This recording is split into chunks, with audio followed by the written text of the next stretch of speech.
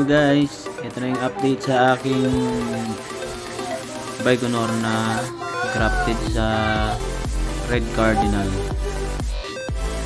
So ito po yung aking mulberry, marami na pong bunga at pahinog na po sila. Ito po yung aking Baikonur na grafted sa Red Cardinal. Ayan po, kumakapal na po yung kanyang mga sanga at dahon. So yun lamang po, at sana supportan nyo ang aking channel.